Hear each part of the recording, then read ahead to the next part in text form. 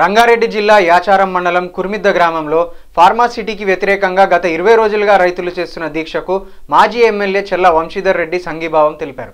ఈ సందర్భంగా వారు మాట్లాడుతూ కేంద్ర రాష్ట్ర ప్రభుత్వాలు రైతులకు అరచేతిలో వైకుంఠం చూపించి తుంగలో తొక్కే ఎత్తుగడలు వేస్తున్నారు తప్ప రైతులకు ఎటువంటి అభివృద్ధి చేయడం లేదని మండిపడ్డారు. కాంగ్రెస్ పార్టీ రైతులకు అన్ని విధాలుగా అండగా ఉండి ఫార్మాసిటీ భూములను కాపాడటానికి ఎప్పుడూ ముందుంటామని హామీ ఇచ్చారు. ఈ కార్యక్రమంలో జాతీయ కిసాన్ మోర్చా ఉపాధ్యక్షుడు కోదండ రెడ్డి, టీపీసీసీ కార్యదర్శి రామ్ రెడ్డి తదితరులు పాల్గొన్నారు. 1229 ఎకరాల అసైన్ భూమి కుర్మిద్దల ప్రభుత్వం అక్వైర్ చేస్తుందంటే దానికి కారణం రాష్ట్ర ప్రభుత్వం కన్నా కేంద్రంలో ఉన్నటువంటి భారతీయ జనతా పార్టీ ప్రభుత్వం.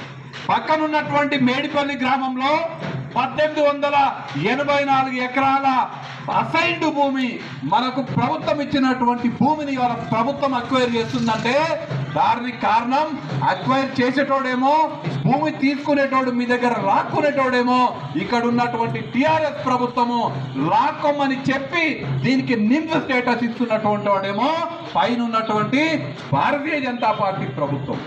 భారతీయ జనతా పార్టీ ప్రభుత్వం ఏం చేస్తుందంటే టిఆర్ఎస్ ప్రభుత్వం మెడల మీద తుపాకీ పెట్టి మనందరినీ కాలుస్తున్నది. అంతేనా? ఇవాళ మనం గనక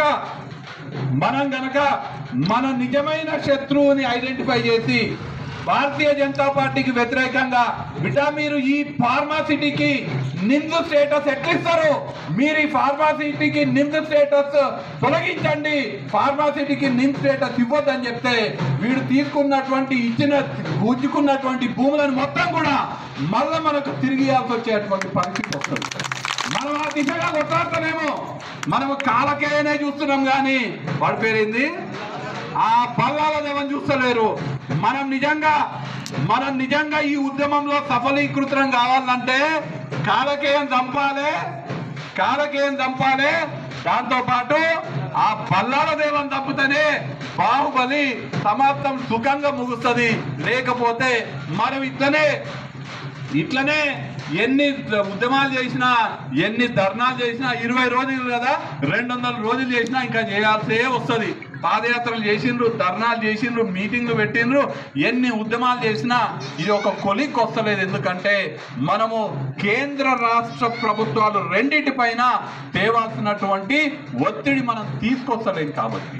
అయితే ఇవాళ నేను మీకు ఒక మాజీ శాసనసభ్యునిగానే కాదు, ఒక కరడు కట్టినటువంటి కాంగ్రెస్ వాదిగానే కాదు, ఒక రైతు బిడ్డగా మీకందరికీ నేను హామీ ఇస్తున్నా, కాంగ్రెస్ పార్టీ నాయకుడిగా కూడా హామీ ఇస్తున్నా. నేను కానీ మా పార్టీ కానీ సంపూర్ణ మద్దతు, మీకు పూర్తి మద్దతు మీ ఉద్యమానికి ఇస్తామని నేను ఇవాళ హామీ ఇస్తున్నా. ఇప్పుడు చెప్పడమే కాదు, గతంలో కూడా చూపేయడం జరిగింది. ముందు నుంచి కోదండ రెడ్డి గారు మీకు అండగా ఉన్నారు. కిసాన్ కాంగ్రెస్ మీకు అన్ని కార్యక్రమాలలో కూడా మీకు చేదోడు వాదోడుగా ఉంటుంది. కాబట్టి మీరు ఏ ఉద్యమం చేసినా కానీ, మీ ఏ కార్యక్రమం చేసినా కానీ, ఏ విధమైన సహకారం కావాలన్నా మేము మీలో ఒకటిగా భావిస్తూ, ఎందుకంటే